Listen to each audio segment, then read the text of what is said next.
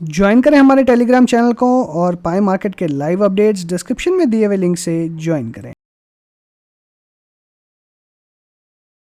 नमस्कार दोस्तों, स्वागत है आप सभी का हमारे चैनल लाइफ एडवाइजर्स में और आप देखना शुरू कर चुके हैं हमारी डेली एनालिसिस वीडियो। आज है मंगलवार का दिन और अगर आज के मार्केट की बात करें तो एक शानदार तेज़ी हम लोगों को देखने के लिए मिली। इनिशियली थोड़ी बहुत प्रॉफिट बुकिंग होते हुए हमने देखी, लेकिन इसके बाद में अगर हम बात करें तो एक शानदार लोअर लेवल से रिवर्सल आता हुआ दिखाई दिया और जिस तरीके की आज लॉन्ग बिल्टअप और शॉर्ट कवरिंग के दोनों का सहारा मिलते हुए नजर आया, मार्केट एक सस्टेनेबल तेज़ी की तरफ मूव कर रहा है, ऐसा हम कह सकते हैं। बट क्या ये और आगे सस्टेन करेगा? क्या हम कल नए न्यू हाई की तरफ मूव करेंगे? क्या ये सीरीज़ कंप्लीटली तेज़ी की तरफ ही बंद होगी? ये सारी बातों का विश्लेषण हम करेंगे और साथ ही जानेंगे जो आज मिड कैप, स्मॉल कैप्स और साथ ही मेटल स्टॉक्स के अंदर रिकवरी आई है, क्या ये सस्टेनेबल होगी। हालांकि हमने कल इसके बारे में डिस्कशन किया था और हमने उम्मीद करी थी कि ये सारे ओवरसोल्ड जोन में जा चुके हैं और वहीं से एक रिकवरी आने की संभावनाएं हैं और इसीलिए हमें मार्केट में तेज़ी देखने मिलेगी। तो ये सारी बातें हमने कल के वीडियो में करी थी, लेकिन क्या ये और आगे कैरी फॉरवर्ड होगी और कितना कैरी फॉरवर्ड होगी, तो ये बात भी हम इस वीडियो के अंदर में डिस्कस करेंगे। लेकिन इससे पहले अगर आप चैनल के लिए नए हैं तो चैनल को सब्सक्राइब ज़रूर कर दीजिएगा, साथ ही बेल आइकन दबाइए ताकि नोटिफिकेशंस आपको टाइमली मिल सके और वीडियो को लाइक करना ना भूलें। तो चलिए आगे बढ़ते हैं और बात करते हैं हमारे मार्केट की कि आज मार्केट किस तरीके से बिहेव करते हुए नजर आया। तो डेफिनेटली हमने देखा एक सुबह प्रॉफिट बुकिंग देखने मिली, इसके बाद में मार्केट में एक अच्छी खासी तेज़ी हमने देखी और ये तेज़ी एक सस्टेनेबल वे में देखी। बीच में हमने कोई भी बड़ा स्विंग नहीं देखा। इसका मतलब कंसिस्टेंटली मार्केट में एक अच्छे लॉन्ग बिल्टअप होते हुए दिखाई दिए और शॉर्ट कवरिंग भी हर लेवल पे हमको देखने मिली। पहले 16,500 से जो शुरुआत हुई थी वो 16,600 पे ख़त्म हुई और इसके बाद में कंटिन्यूसली हमने तेज़ी देखी। और बैंक निफ्टी में अगर देखा जाए तो आज एग्रेसिवली सारे के सारे शॉर्ट्स कवर होते हुए नजर आए। इसका मतलब है कि बैंक निफ्टी में तो कहीं पर शॉर्ट्स दिखाई भी नहीं दे रहे हैं। तो ये बहुत प्रोबेबल है कि 36,000 के ऊपर में हम कल के दिन में हम निकल सकते हैं और बैंक निफ्टी के थ्रू हम निफ्टी के अंदर में भी नया हाई बनते हुए देख सकते हैं। साथ ही सबसे अच्छी बात यह है कि small cap, mid cap stocks के अंदर में बहुत ही अच्छी सस्टेनेबल तेज़ी हमने देखी है और साथ ही अगर देखा जाए तो मेटल स्टॉक्स या फिर मीडिया स्टॉक्स जिनके अंदर में अच्छी खासी शॉर्ट्स बनी हुई थी तो वहाँ पे भी एक शॉर्ट कवरिंग हमने एग्रेसिवली देखी है। तो मुझे ऐसा लगता है कि अब जो समय आ गया है वापस एक लॉन्ग पोजीशंस बनाने का समय है। लेकिन फिर से अब की बार मैं आपसे यही कहूँगा कि एग्रेसिवली पोजीशंस बनाएं, लेकिन सिर्फ और सिर्फ सेलेक्टेड स्टॉक्स में, सारे के सारे मिड कैप या स्मॉल कैप या लार्ज कैप स्टॉक्स के अंदर में ना बनाए। बहुत सिलेक्टिवली जो फंडामेंटली स्ट्रॉन्ग स्टॉक्स है उनके अंदर में ही पोजीशंस हमें बनानी है और मुझे ऐसा लगता है कि आने वाले दिन में डेफिनेटली आपको और अच्छी तेज़ी देखने मिलेगी। मेरा टारगेट 17,500 का है शॉर्ट टर्म, यानी नेक्स्ट 2 to 3 मंथ्स के लिए। अब ये हो सकता है कि हमें काफ़ी बड़े स्विंग्स देखने के लिए मिले, उसके बाद में ये टारगेट्स आए या स्ट्रेट फॉरवर्ड भी आ सकता है। जितना तेज़ी से हम बढ़ेंगे उतना तेज़ी से गिरने की भी संभावनाएं बनी हुई रहेगी। इसलिए डेफिनेटली हमें एक जो चीज़ करनी है वो है कि हर लेवल पे प्रॉफिट बुकिंग करते हुए चलना है, चाहे हम पार्शियल प्रॉफिट बुकिंग करें या फिर कंप्लीटली स्टॉक से एग्जिट करें, क्योंकि हाइस पे फंसने के बाद में आपको बहुत आसानी से एग्जिट नहीं मिलेगा। इसलिए सबसे बेटर यही होगा कि आप हर लेवल पे प्रॉफिट बुकिंग करते चलें, छोटे छोटे टारगेट के साथ ट्रेड करते हुए चलें। कहीं पे भी आपका रिस्क लगे या स्टॉप लॉस आपका आता हो तो डेफिनेटली वहाँ पे एग्जिट हो जाए, क्योंकि स्टॉप लॉस हो चाहे हाइस पे हो, कहीं पे भी फंसना आपकी बार काफ़ी मुझे लगता है मुश्किल हो सकता है, क्योंकि अब वापस आपको एक मौका नहीं मिलने वाला है कहीं पे भी एग्जिट करने का, जैसा अब की बार हमें मिल रहा है। तो बात करते हैं निफ्टी की, और निफ्टी में आज अगर हम देखें तो कल लास्ट डे हमने डिस्कस किया था कि 16,500 से लेकर 16,600 की जो रेंज है ये एक बुलिश रेंज हो सकती है और आपको अपसाइड देखने मिल सकती है। और अगर आज के हम लो की बात करें 16,495 तो हमारा जो लो था उसके आसपास ही दिखाई दे रहा है और तेज़ी थोड़ी सी ज़्यादा एक्सटेंड होते हुए दिखाई दे रही है, क्योंकि आपको आज लॉन्ग पोजीशंस भी बनते हुए नजर आई है प्लस शॉर्ट बिल्टअप भी होते हुए दिखाई दिया है। तो दोनों चक्कर के अंदर में अगर देखा जाए तो उस कारणों से आपको एक अच्छी तेज़ी देखने मिली। तो क्या ये तेज़ी कैरी फॉरवर्ड होगी?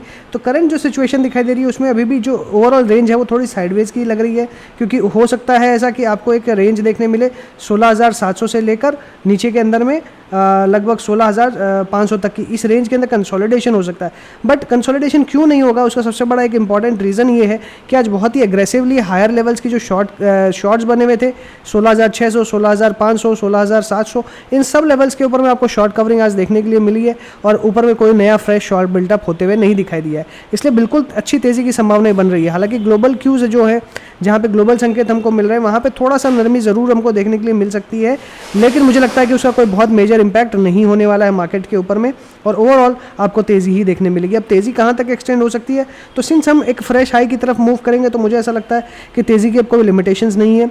ऊपर में लास्ट टाइम मैंने 16,800 तक का लेवल्स निकाला था, तो मुझे लगता है कि आने वाले दिन के अंदर में हो सकता है कि आपको 16,800 तक के लेवल्स भी देखने मिले, और हो सकता है एक्सपायरी आपको 16,800 के आसपास ही कहीं ना कहीं देखने मिले। तो तेज़ी की बिल्कुल संभावनाएं हैं, बट हमें एक मंदी का व्यू भी लेके चलना है या साइडवेज का भी मूड लेके चलना है।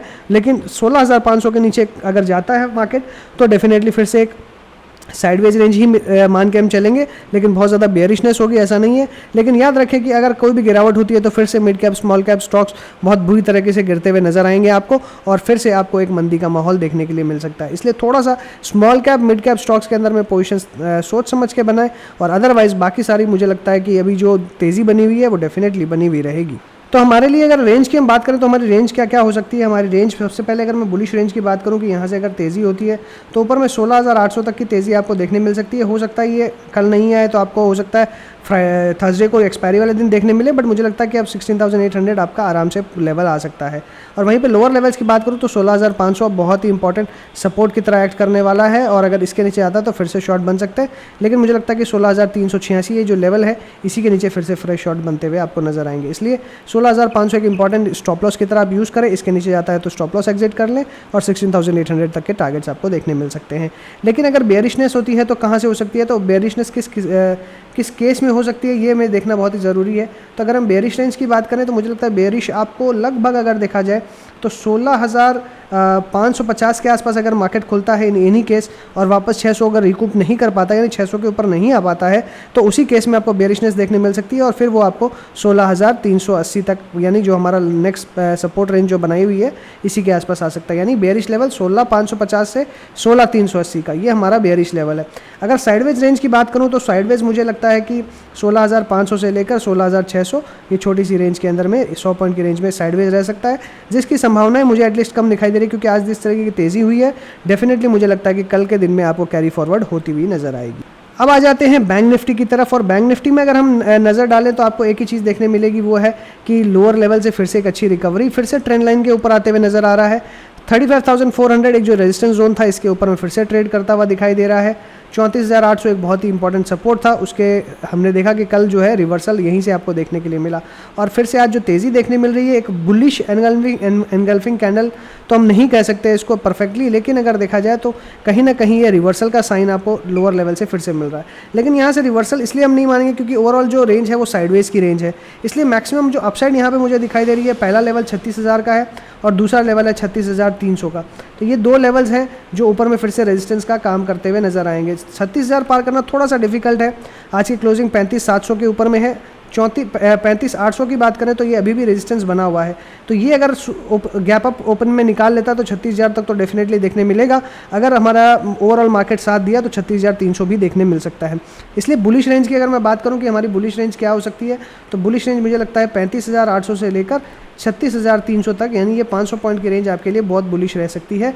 हो सकता है इसके ऊपर भी जाता हुआ नजर आए, लेकिन याद रखें 36,370 या जो 36,300 की रेंज है इसमें अच्छी खासी फिर से प्रॉफिट बुकिंग पॉसिबल हो सकती है।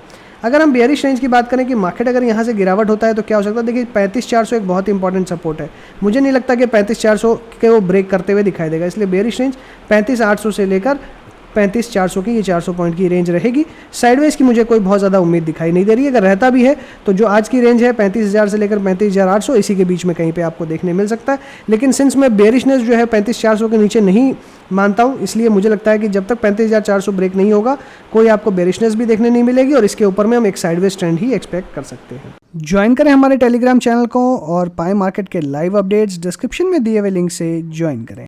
तो बात करें अगर निफ्टी के ऑप्शन चेन की, और चेंज इन ओपन इंटरेस्ट अगर आप देखेंगे तो आपको क्लियरली नजर आएगा कि कितने एग्रेसिवली शॉर्ट्स कवर होते हुए नजर आए हैं और कितने एग्रेसिवली लॉन्ग्स बनते हुए नजर आए। तो ये क्लियर कट केस है कि मार्केट में एक तरफा तेजी फिर से आपको देखने के लिए मिल सकती है। हालांकि इस 15,600 पे अभी भी कुछ शॉर्ट्स बने हुए हैं, हालांकि आज नए शॉर्ट्स नहीं बने हैं, फिर भी वहाँ पे पुराने शॉर्ट्स एडअप होते हुए आपको नजर आएंगे। तो जब हम क्यूमुलेटिव ओपन इंटरेस्ट पे नजर डालेंगे तो आपको इतना तो जरूर समझ में आ जाएगा कि 16,500 के नीचे मार्केट अब जाता हुआ नजर नहीं आएगा, लेकिन अभी भी 16,600 पे आपको शॉर्ट्स बनते हुए नजर आएंगे। हालांकि शॉर्ट्स खड़े हुए नजर आएंगे, नए नहीं बने हैं, और ऊपर की अगर मैं बात करूँ तो ऊपर में भी कोई फ्रेश शॉर्ट्स नहीं बने हैं। इसलिए कल अगर कोई भी चांस में गैप अप होता है, यानी कोई भी तेज़ी होती है, फिर से आपको अगर लगभग अगर मैं मान के चलूँ 16,675 इस लेवल के ऊपर में अगर खुलता है तो फिर से फ्रेश शॉर्ट कवरिंग आपको देखने के लिए मिलेगी और आपको फ्रेश हाई यानी 700 के पार हम जाते हुए नज़र आएंगे और हो सकता है कि एक्सपायरी भी आपको 700 के ऊपर 800 की तरफ आपको देखने के लिए मिले। लेकिन थोड़ा सा यहाँ पे कॉशियस हमें बहुत ज़रूरी है रहना, क्योंकि ये फ्रेश पोजीशंस आज ही बनी है। सिर्फ एक कॉन्फिडेंस इसलिए है क्योंकि सिर्फ लॉन्ग्स बने इसलिए कॉन्फिडेंस नहीं आ रहा मुझे कि तेज़ी बनेगी, शॉर्ट्स कवर हुए हैं इसलिए मुझे ज़्यादा कॉन्फिडेंस है कि मार्केट में तेज़ी बनेगी। तो ये बहुत ज़रूरी है समझना, क्योंकि लॉन्ग्स आज ही ऐड हुए हैं, ये कल अनवाइंड हो सकते हैं, लेकिन शॉर्ट्स जो कवर हो गए वो फिर से शॉर्ट्स बनाने थोड़े से टफ हो जाएंगे, क्योंकि बहुत ज़्यादा अपॉर्चुनिटी और रिस्क रिवॉर्ड फेवरेबल नहीं रहेगा। और ओवरऑल आज जो हमने तेज़ी देखी है, स्विंग्स आज हमने देखे नहीं, तो मुझे लगता है सस्टेनेबली मार्केट तेज़ी की तरफ ही मूव करेगा। 675 के ऊपर में कहीं पे भी ओपन होता है तो डेफिनेटली आपको बहुत ज़बरदस्त शॉर्ट कवरिंग देखने मिल सकती है। हो सकता है 800 आपको कल ही देखने मिल जाए, बट फिर भी हम थोड़ा सा कॉशियस स्टांस ले रहे हैं और परसों तक के लिए वेट हम कर सकते हैं। लेकिन मार्केट में शॉर्ट्स मुझे लगता है कि अब बनाने नहीं चाहिए आपको। जो भी शॉर्ट्स है आपको आज अगर कवर कर लिए तो बहुत अच्छी बात है, नहीं किए हैं तो कल अगर मौका मिले तो ज़रूर कवर कर लें। फर्दर अगर हम बैंक निफ्टी में नज़र डालेंगे तो आपको बुलिशनेस का अंदाज़ा होगा, क्योंकि जिस तरीके से 35,000 पे शॉर्ट्स कवर, यानी लगभग अगर यहाँ देखा जाए 58,000 कॉन्ट्रैक्ट्स जो है 35,000 पे अनवाइंड हुए हैं शॉर्ट्स, और उसके हर ऊपर लेवल पे भी अनवाइंड हुए हैं। फ्रेश शॉर्ट्स आपको 36,200, 300, 400 पे देखने मिल रहे हैं। वहीं पे आपको फ्रेश लॉन्ग एडिशन 35,600, 35,500 हर लेवल पे आपको देखने मिल रहा है। तो ये क्लियर कट केस दिखाई दे रहा है कि बहुत ही एग्रेसिवली लॉन्ग्स बने हैं और शॉर्ट्स कवर हुए हैं, यानी एक सस्टेनेबल तेज़ी की तरफ हम मूव कर रहे हैं। वहीं पे क्यूमुलेटिव ओपन इंटरेस्ट पे नज़र डालेंगे तो कल तक हमने देखा था कि कोई बहुत ज़्यादा लॉन्ग नहीं थे, लेकिन आज काफ़ी अच्छी लॉन्ग्स बन चुके हैं और शॉर्ट जो है वो 36,000 के ऊपर में ही दिखाई दे रहे हैं।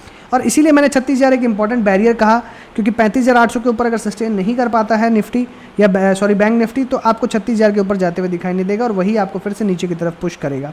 इसीलिए आपके जो बेरिश लेवल है वो 35,800 से लेकर नीचे के 35,400 या 35,300 तक की तरफ रह सकते हैं। लेकिन ओवरऑल मुझे ऐसा लगता है कि 35,800 के ऊपर सस्टेन कर गया और 36,000 को टच करने की कोशिश करी, बहुत फिर से एग्रेसिव शॉर्ट कवरिंग होगी जो 36,300 तक आपको ले जा सकती है। तो डेफिनेटली तेज़ी बनी हुई रहेगी, ऐसा मुझे क्लियरली दिखाई देता है। ज्वाइन करें हमारे टेलीग्राम चैनल को और पाए मार्केट के लाइव अपडेट्स डिस्क्रिप्शन में दिए हुए लिंक से ज्वाइन करें। बात करते हैं निफ्टी के स्टॉक्स की, एक एक करके अल्फाबेटिक वे में डिस्कस करेंगे। सबसे पहला स्टॉक है अदानी पोर्ट्स का। अदानी पोर्ट्स अभी भी 695 की रेंज में यहाँ पे ट्रैवल कर रहा है और लास्ट डे इसमें एक ब्रेकआउट जैसी सिचुएशन हमें देखने मिली थी, ब्रेकडाउन जैसी रेदर। तो मुझे ऐसा जो यहाँ पे सिचुएशन दिखाई दे रही है, बेटर रहेगा कि इस स्टॉक को हम थोड़ा सा अभी अवॉइड करें जब तक एक प्रॉपर हमें यहाँ पे पैटर्न या फिर अगर हम देखें तो एक प्रॉपर ट्रेंड नहीं मिलता, तब तक यहाँ पे ना लॉन्ग या ना शॉर्ट दोनों ही ना करें तो बेहतर रहेगा। 650 के नीचे एक डेफिनेट शॉर्ट बनता है और मुझे लगता है 760% क्लोजिंग नहीं दे रहा है, इसलिए अभी एग्रेसिव लॉन्ग्स का नहीं रहेगा, बट अभी इमीडिएटली शॉर्ट 650 के नीचे ही करें। एशियन पेंट्स में कोई व्यू नहीं है, नो बाय नो सेल, लेकिन अभी सिंस हमारे ब्रेकआउट लेवल जो है 3030 इसके ऊपर ट्रेड कर रहा है, तो कल अगर कोई रिवर्सल होता है तो मुझे लगता है 3030 के स्टॉप लॉस के साथ में 3060 के ऊपर में बाई किया जा सकता है और ऊपर में तेज़ी आपको लगभग 3150 तक देखने मिल सकती है। एयू बैंक की बात करें तो एयू बैंक में ऑलरेडी मैंने लास्ट डे आपको कहा था कि ये यहाँ पे बहुत ज़्यादा कोई मेजर बाइंग का व्यू नहीं बन रहा है, लेकिन आज अगर देखें तो एक अच्छी शानदार तेज़ी देखने के लिए मिली है और ओवरऑल सिचुएशन यहाँ पे तेज़ी की बन रही है। और स्टॉप लॉस अगर देखा जाए तो 1292.8 ये बहुत ही परफेक्ट लेवल है। मुझे लगता है 1290 के एसएल के साथ में आप यहाँ पे एक पॉसिबल एंट्री एक ले सकते हैं, लेकिन एंट्री लेने का जो लेवल रहेगा वो लगभग रहेगा 1370 का या ज़्यादा 1375 का। 1375 के ऊपर में आप बाय करिए, 1290 का स्टॉप लॉस रखिए, 1500 का टारगेट रहेगा। एक्सिस बैंक की बात करें तो एक्सिस बैंक के अंदर में जब तक अब ये 760 के ऊपर नहीं जाएगा कोई बाय व्यू नहीं है, 730 के नीचे सेल का व्यू रहेगा। अभी फिलहाल कोई पोजीशन नहीं बनानी है। बजाज फिनसर्व की बात करें तो यहाँ पे हमने एक्सपेक्ट कर रही थी कि और अच्छी तेज़ी हो सकती है, लेकिन आज अगर देखें तो 8% की तेज़ी, और ये किस लिए हुई है क्योंकि बजाज को अगर देखा जाए तो एक जो न्यूज़ है इमीडिएटली वो है कि इसे म्यूचुअल फंड स्पॉन्सर करने की यानी म्यूचुअल फंड चालू करने का अप्रूवल सेबी से मिल चुका है और इसी के कारण इसमें एक बहुत शानदार तेज़ी देखने मिली है और डेफिनेटली कहीं ना कहीं ये एक अच्छी वैल्यूएशन और कंपनी के लिए लेके आ सकती है। तो मुझे ऐसा लगता है कि इस स्टॉक के अंदर में फ़िलहाल सिंस काफ़ी ज़्यादा ओवर स्ट्रेच हो चुका है तो प्रॉफिट बुक कर लेना चाहिए। लास्ट डे भी मैंने यहाँ पे आपको 50-60% प्रॉफिट बुक करने कहा था, आज और अच्छी तेज़ी आपको देखने मिल रही है तो डेफिनेटली मुझे लगता है कि एक बार अब आपको प्रॉफिट बुक करना चाहिए। हो सकता है कि और तेज़ी हो, लेकिन अब ये कहाँ जाके रुकेगा ये हमें पता नहीं है, इसलिए बेटर रहेगा या तो आप 16,000 का ऐसे लगा के होल्ड करें या फिर आप प्रॉफिट बुक करके एग्जिट कर लें। बजाज ऑटो में हमने छोटी छोटी क्वांटिटीज़ में एक्यूमुलेट करने का व्यू लिया था और मुझे ऐसा लगता है कि अभी इसके अंदर में उसी तरीके का व्यू बना के रखना चाहिए। 36,000 बहुत ही स्ट्रॉन्ग सपोर्ट, इसके नीचे जाएगा तो थोड़ा सा हमें वेट एंड वॉच करना पड़ेगा, लेकिन फिर से 3500 के आसपास एक नया सपोर्ट बनते हुए नजर आएगा। इसलिए ओवरऑल एक्यूमुलेट करने का व्यू है, वापस से आपको तेज़ी देखने मिल सकती है लगभग 4000 तक के लेवल्स के लिए। बजाज फाइनेंस के अंदर में एक शानदार कंटिन्यूसली रैली देखने मिल रही है और बहुत ही अच्छी वॉल्यूम के साथ में मूवमेंट देखने मिला है। और अगर यहाँ पे देखूँ तो मुझे ऐसा लगता है कि और यहाँ पे रैली स्ट्रेच हो सकती है। एटलीस्ट आज के डेट के हिसाब से 50% आपको प्रॉफिट बुक करके यहाँ से एग्जिट कर लेना चाहिए। बाकी पोजीशंस को आप लगभग 6750 के स्टॉप लॉस के साथ में ट्रेल करते हुए चल सकते हैं। बंधन बैंक में कंटिन्यूसली गिरावट देखने मिल रही है और जिस तरीके की गिरावट है मुझे लगता है कि और गिरावट बढ़ सकती है, लेकिन आज अगर देखें तो वॉल्यूम के साथ में थोड़ी सी इसकी जो प्राइस मूवमेंट है ये स्क्वीज होते हुए नजर आई है, यानी कहीं ना कहीं थकावट यहाँ पे नजर आ रही है कि अब सेलिंग करने की और जगह नहीं बच रही है। तो एक पुल बैक की उम्मीद करी जा सकती है 280 तक। इसलिए मुझे लगता है 260 बहुत ही छोटा स्टॉप लॉस है 4 रुपये का, 260 के एसएल के साथ में बाय करके चले 280 तक के टारगेट के लिए। भारतीय एयरटेल में फिर से गिरावट देखने मिल रही है, वॉल्यूम्स नहीं है गिरावट के अंदर में। मेरे लिए जो लेवल थे बाइंग के परफेक्ट वो 600 से लेकर 590 के बीच के थे और मुझे ऐसा लगता है कि अभी वापस ये नीचे आ सकता है या साइडवेज रह सकता है। तो बेटर रहेगा कि एक बार ट्रेंड को हम क्लियरली वेट एंड वॉच करें, उसके बाद में ही कोई पोजीशंस बनाएंगे। फिलहाल कोई पोजीशंस बनाने का व्यू नहीं है। BPCL में ट्रेंड लाइन के ऊपर ही ट्रेड कर रहा है, एक साइडवेज यहाँ पे पोजीशंस देखने के लिए मिल रही है। बेटर रहेगा स्टॉक को सिर्फ एक्यूमुलेट करे शॉर्ट टू मीडियम टर्म के लिए। फिलहाल इमीडिएटली एग्रेसिव बाय पोजीशंस नहीं बनानी है। ब्रिटानिया में प्रॉफिट बुकिंग देखने मिल रही है 2 दिन से। मुझे ऐसा लगता है कि 3800 के आसपास हमने बाई का व्यू लिया था, 3800 के आसपास आ चुका है। ब्रिटानिया में एक बाई है, अब कोई भी डिप मिलती है कोई भी डिप में बाई करें, करंट लेवल पे बाई करें, जैसा भी कल आपका मूवमेंट मिले। मुझे लगता है कि डेफिनेटली 3750 के एसएल के साथ में बाई कर सकते हैं। अगर एसएल के पास आ जाता है तो डेफिनेटली बाय करना है। 3750 के एसएल के साथ बाई करें, वापस तेजी 3900 4000 तक देखने मिल सकती है। सिप्ला एकदम परफेक्ट शॉर्ट लेवल के आसपास आ चुका है, लेकिन क्या इसे शॉर्ट करना है? देखिए मेरा व्यू डेफिनेटली शॉर्ट का है, लेकिन इसे शॉर्ट करने के लिए 925 का एसएल बहुत ही ज़रूरी है। 925 के एसएल के साथ में पोजीशंस को शॉर्ट किया जा सकता है। यहाँ पे जो टारगेट निकल के आ रहे हैं, सबसे पहला टारगेट 900, दूसरा 875। कोल इंडिया में एक बुल बैक देखने के लिए मिल रहा है और डेफिनेटली मैंने यहाँ पे डिस्कशन किया था कि जो हमारे टारगेट थे वो पूरे हो चुके हैं शॉर्ट के, तो प्रॉफिट बुक करके एग्जिट कर ले। फिलहाल कोई व्यू नहीं है, no buy no sell. DV slab में भी कोई व्यू नहीं है, 4800 का क्लोजिंग बेसिस पे एसएल रखें, जिनके पास पोजीशन से होल्ड करें। डॉक्टर रेड्डीज में एक अच्छा पुल बैक देखने के लिए मिल रहा है, बट क्या यहाँ से एक रिवर्सल देखने मिल सकता है? अगर मैं यहाँ पे कैंडल स्टिक का पैटर्न देखूँ तो एक हैमर कैंडल स्टिक बनते हुए नजर आ रही है। तो एक बहुत ही बड़े डाउनफॉल के बाद में एक कैंडल स्टिक हमें देखने मिल रही है जो कि एक रिवर्सल का साइन दे रही है, तो यहाँ से एक रिवर्सल पॉसिबल है। इसलिए मुझे लगता है कि यहाँ पे पोजीशन जो है वो आपको 4650 के ऊपर बनानी चाहिए। यहाँ पे 4650 के ऊपर बाय करें, 4500 का एसएल 4600 का एसएल रखें और ऊपर में तेज़ी 4800 तक आप एक्सपेक्ट कर सकते हैं। आयशर मोटर में कोई व्यू नहीं है, no buy no sell, stock को अवॉइड करेंगे।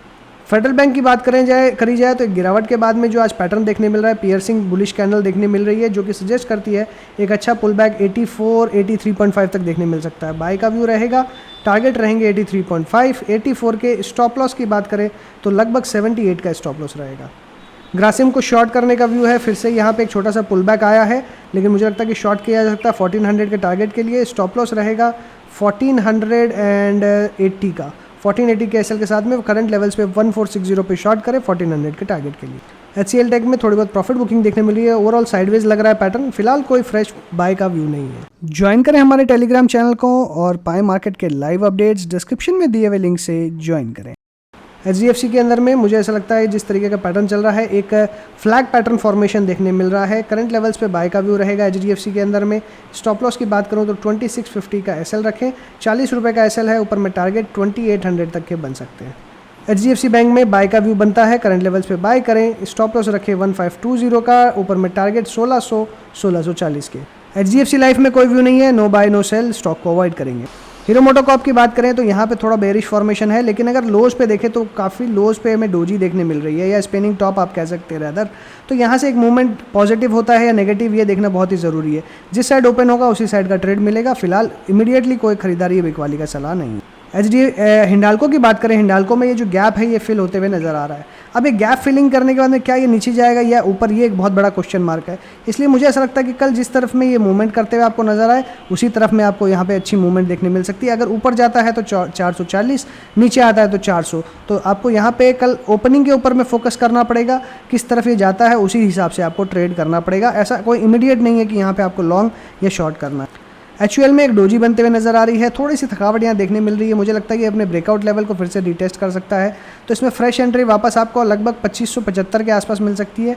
2575 के पास आए तो बाय करना है और वापस से तेज़ी आपको 2700 और 3000 आने वाले दिनों में देखने मिलेगी। ICICI बैंक में बात करें तो एक रिवर्सल टाइप का पैटर्न देखने के लिए मिल रहा है, बुलिश एनगल्फिंग टाइप की कैंडल देखने मिल रही है, हालांकि प्रॉपर नहीं है, और एक फ्लैग टाइप का फॉर्मेशन यहाँ पे भी देखने मिल रहा है जिसका ब्रेकआउट पॉसिबल है कि 700 के ऊपर देखने मिले। तो जिन्होंने शॉर्ट किया है लगभग उनका स्टॉप लॉस कटते हुए नजर आ रहा है। तो मुझे लगता है 695 के एसएल के साथ में हमारा शॉर्ट का व्यू था, लगभग एसएल हमारा लगते हुए नजर आ रहा है, तो बेटर रहेगा कि स्टॉक को हम अवॉइड करें, शॉर्ट्स यहाँ से एग्जिट कर लें, लॉन्ग हमें 700 के बाद में करना है। टारगेट रहेंगे 720 740।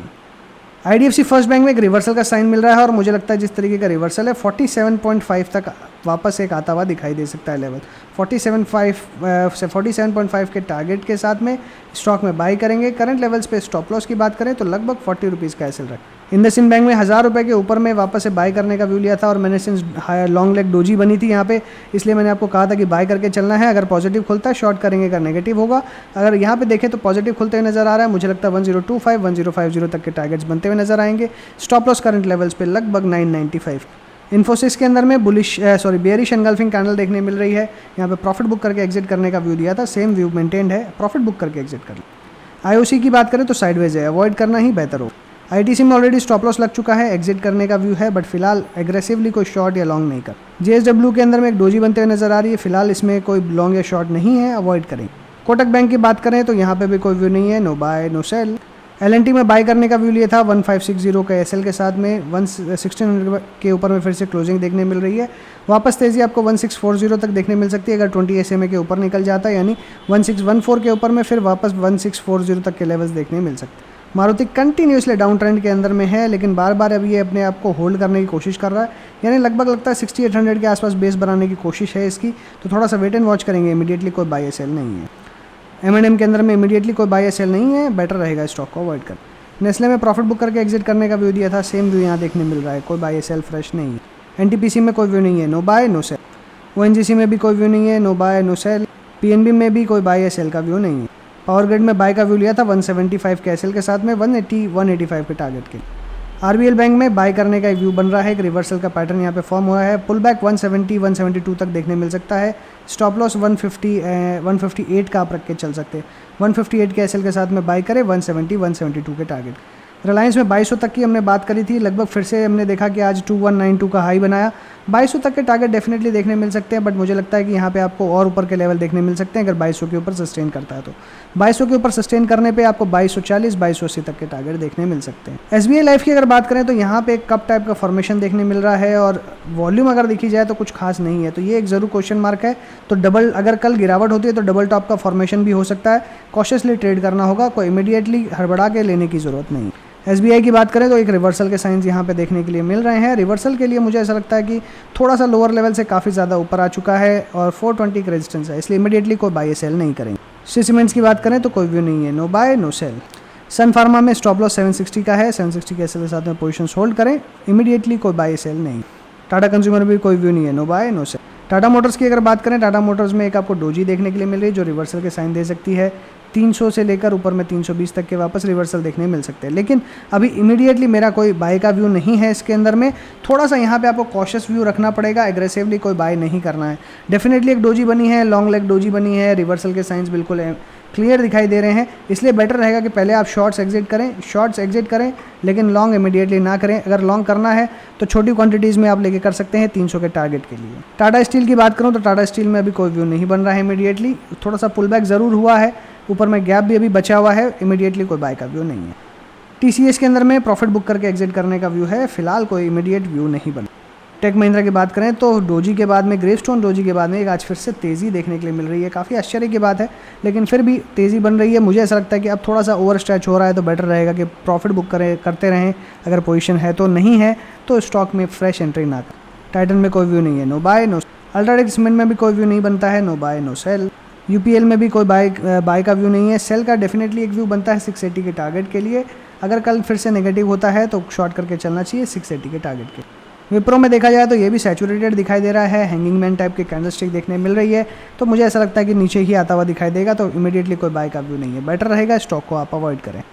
सो इसी के साथ मैं अपनी बात को वाइंड अप करूंगा। आशा करता हूँ वीडियो आपको ज़रूर पसंद आई होगी। पसंद आई है तो लाइक करना ना भूलें, दोस्तों के साथ शेयर करना ना भूलें और चैनल सब्सक्राइब नहीं किया है तो तुरंत कर दीजिए। साथ ही बेल आइकन दबाइए ताकि टाइमली अपडेट्स आपको मिलती रहे। सो इसी के साथ कल फिर वापस मिलते हैं। Thanks for watching. Happy trading and investing.